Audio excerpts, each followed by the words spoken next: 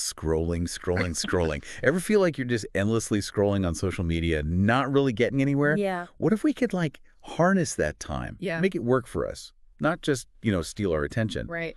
You sent over chapter 14, and it's all about turning your social media presence from a time suck into a powerful tool. Okay. Ready to dive in? Absolutely. What I thought was so fascinating was how this chapter throws out the old likes and follows obsession. Yeah. And it gets real about strategy. Yeah. It highlights that over 90% of internet users are on social media monthly. Wow. That's huge, EE. I mean, that's a staggering number. Yeah. And it means your audience is out there just waiting to be, engaged. Okay, so let's unpack this a little. The chapter, it kicks off by talking about using social media strategically. Yeah. Like to solve actual business challenges. Mm-hmm. It emphasizes that it's not just about selling stuff, Yeah. but about two-way communication Right. and building a community around your brand. Exactly. It's about fostering those brand evangelists. Those passionate fans. Oh, yeah. The ones who can't stop raving about your product or service. Yeah. They're worth their weight in gold. For sure. And of course, let's not forget customer service. Remember the days of waiting on hold for hours. Oh, the worst. Social media has completely changed the game. It makes brands accountable in a very public way. It's true. A quick response on Twitter can work wonders for a brand's reputation, but it can also be a recipe for disaster if you're not prepared. The chapter talks about, having a solid social media policy in place. Can you elaborate on that a bit more? Absolutely. Think of a social media policy as your brand's playbook for navigating the online world. Okay. It outlines, how you'll respond to different situations, ensuring consistency and protecting your brand from potential pitfalls. It's about setting those clear expectations for your team and for your audience. That makes a lot of sense. So we've established that social media can be this powerful tool for businesses. Definitely. But where do we even begin? It can feel pretty overwhelming to know where to focus your energy. This is where the chapter truly shines. It provides a clear roadmap for crafting a killer social media strategy. Okay. Breaking it down into 7 manageable steps. 7 steps. Okay, I'm intrigued. Walk us through it. Okay, so the first step is all about getting buy-in from your stakeholders. You don't want to be out there flying solo, right? Right. Makes sense. It's about getting everyone on the same page from the get-go. Teamwork makes the dream work, as they say. What's next? Next up is listening and understanding the social media landscape. Okay. It's like putting on your detective hat. Ooh. Figuring out, what are people saying about your brand? Yeah. Who are the key influencers in your industry? And what's working for your competitors? So it's about gathering intel before you dive in head first. Precisely. And once you have that valuable data, you can move on to step 3, analyzing your findings Okay. and setting smart objectives. Yes. SMART objectives. Can you refresh our memory on what those are again? Of course. SMART stands for specific, measurable, achievable, relevant, and time-bound. Catchy. Instead of setting vague goals like increase brand awareness, you did something like gain 1,000 new followers in the next quarter. Okay. Or increase website traffic from social media by 15% in the next 3 months. Right. It's about having a clear target in mind. I love that. It brings in that structure and clarity we all crave. Right. So we've listened, we've analyzed, we set our SMART objectives. What's next? Now it's time to create an action plan. This is where you map out your content calendar. Yes. Define your brand's tone of voice and establish those all-important communication protocols. Remember, social media is a 24/7 game. You need a system for handling those messages and comments effectively. So it's like creating a social media machine, all the parts working together smoothly. That's a great way to put it. But even with the best systems, things can still go wrong, right? Great. The chapter talks about the importance of being prepared for both, like opportunities and threats in the social media landscape. Exactly. It's like that old saying, hope for the best, prepare for the worst. Yeah. You might get this surge of positive feedback, which is fantastic, but you also need to be ready for negative comments or even a full-blown brand attack. Speaking of brand attacks, that sounds terrifying. Yeah. What does the chapter recommend for handling those situations? Well, the good news is the chapter offers this 5-step process for recovering from an online brand attack. And it all starts with, you guessed it, being prepared. No way. Having a plan in place before a crisis hits can make all the difference. So don't wait until you're in the middle of a social media firestorm to figure out your strategy. Exactly. The chapter really stresses the importance of acting quickly and decisively. If you're dealing with false information, you need to address it head on, Right. but in a calm and collected manner. So no engaging in Twitter wars then. Definitely not. Instead, the chapter suggests, calmly providing evidence to support your side of the story, and even politely requesting a retraction from the source of the false information. That makes sense. And what if the negative feedback is justified? What if you actually messed up? That's when owning up to your mistakes is crucial. Yeah. Transparency and authenticity. They go a long way in regaining people's trust. Okay. It's not enough to just apologize, though. You need to take concrete steps to rectify the situation Right. and demonstrate that you've learned from your mistakes. That's where those clear communication protocols we talked about earlier, they come into play.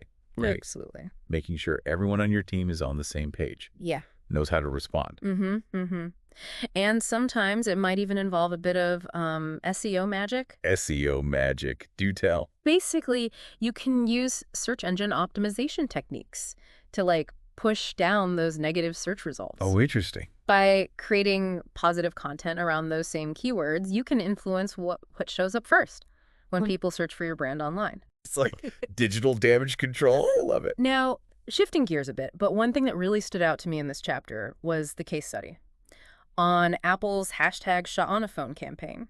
Yes. It seems so simple, yet so brilliant. Oh, absolutely. That campaign is a masterclass in user-generated content. Right. It's amazing how something as simple as encouraging people to share photos taken on their iPhones Yeah. could have such a massive impact. It really speaks to the power of, tapping into your audience's creativity and giving them a platform to shine. But it wasn't just about pretty pictures, right? Right. There was a clear strategy behind it. Absolutely. Apple had a clear objective to showcase the camera capabilities of the iPhone, and they executed it flawlessly. The campaign, it went viral, generated tons of buzz, and solidified Apple's position as a leader in mobile photography. It just goes to show that sometimes the simplest ideas are the most effective, as long as they're backed by a solid strategy. Now, before we wrap up, we need to circle back to a crucial aspect of social media strategy that we haven't touched on yet. Okay.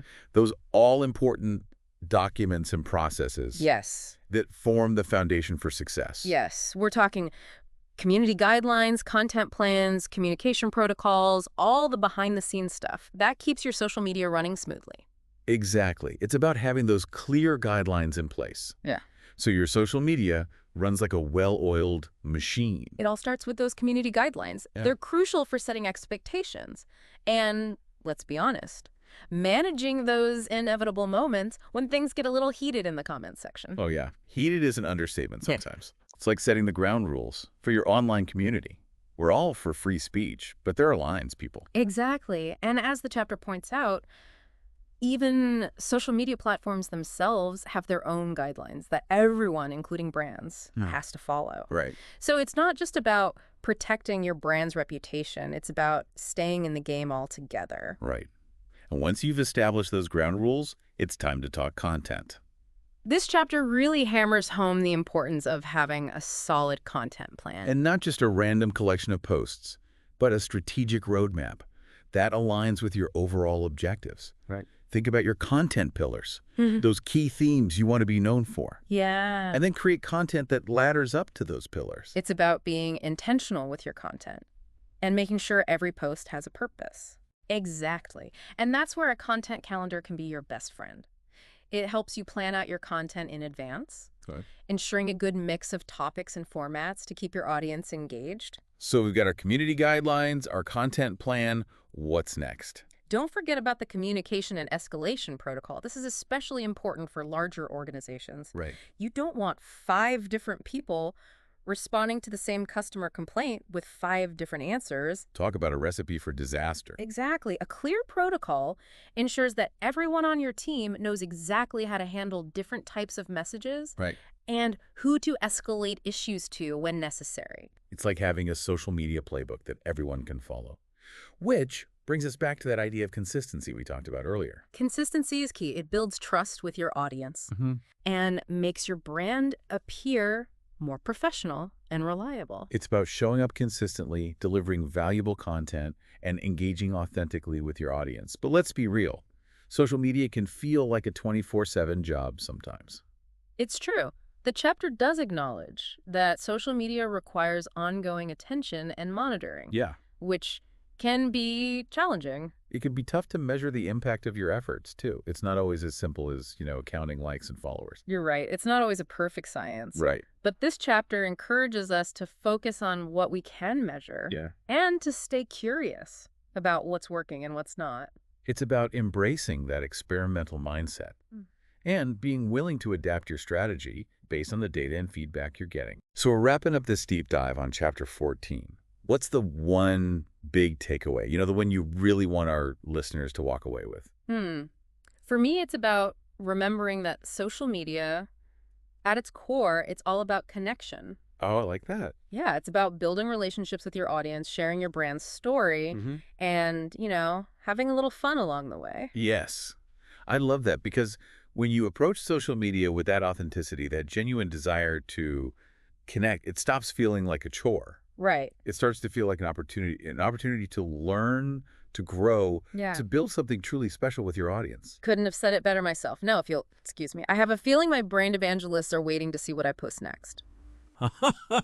And we'll leave you with this. What's one small step you can take today to make your social media strategy even more awesome? Until next time, happy posting.